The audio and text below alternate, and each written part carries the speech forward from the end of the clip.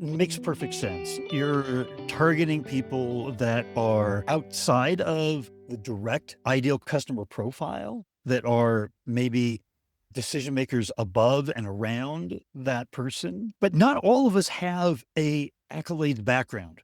Sure. Not all of us have the ability to say, look, I was published here. I've spoken 3 times at these conferences. I've got a book in the works. How does this translate to a mid-level market B2B company deploying ABM? They've got their target account list. They're trying to get in, they're trying to sell, they're trying to build trust. And that's what I'm taking away, is that you come in with the ultimate amount of credibility and trust because you're not selling, you're helping. But how do we scale that? And how does that apply to the audience that's listening here today?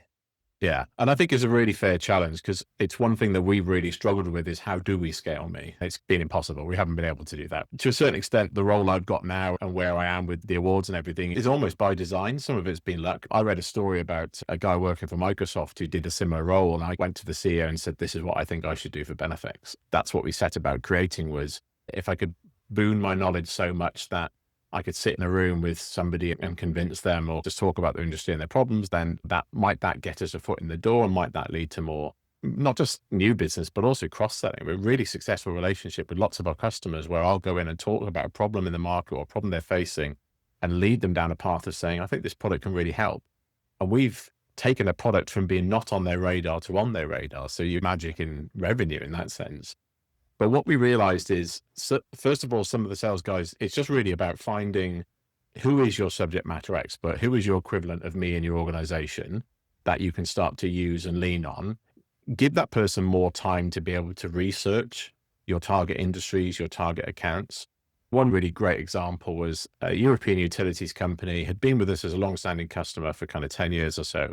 We'd never really sold them anything more. They were almost considered like, this is a customer that's great and we love them, but they're not going to buy anything more from us. And that was the kind of prevailing thought.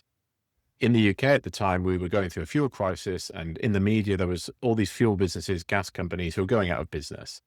I just read a news article one day, and it basically said that this provider that used to work with us was called a provider of last resort. So that meant if a gas company went out of business in the UK, in order to ensure their customers still got gas service, they would move all these across to this provider that was really well established and had great backing and everything.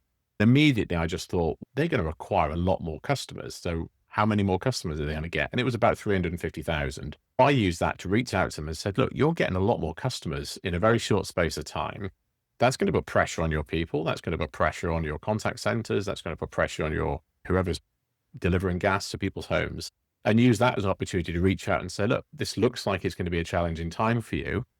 How are you navigating that? Can I help? The response was, would be good to chat actually, because this is something I'd like to kind of talk through with somebody. Had that conversation, learned a lot about their business, the type of people they wanted to recruit, what other changes were coming, what the CEO was proposing to do over the next couple of years, how their HR strategy was going to change. Put all those notes to one side, kind of 4 pages of A4, didn't do anything with them. 3 months later, an opportunity arose where we thought we could sell them something, and we had a new product that we thought they might be interested in. Rather than just generically pitch it, we repitched it based on my 4 pages of notes. How do we solve the problems they've told us they're going to be facing in the next couple of years?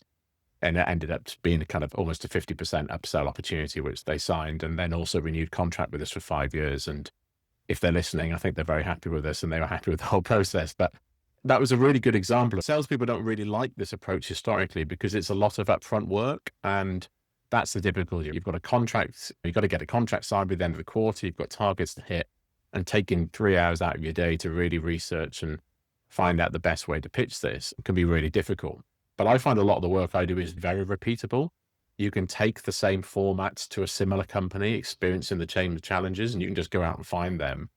Or you find out real challenges that are facing that industry. At the moment for us, and we look at our ABM campaign that's going to come out from us at the moment, is directly targeting West Coast tech businesses because of a skills shortage, a skills hiring issue that we know most of them have got. So we're like, this is one universal issue that's affecting all these big tech companies across kind of Silicon Valley and California. We'll go out to all of those with this very specific, you've got this problem, this is how we solve this problem for you. You might only have 200 target accounts in that campaign, but we think that's going to be quite effective because you're playing then to the person as You understand me, you understand my industry and what the challenges are to me right now, rather than us doing product first, buy this car because it goes this fast and it's got this many doors and that kind of stuff.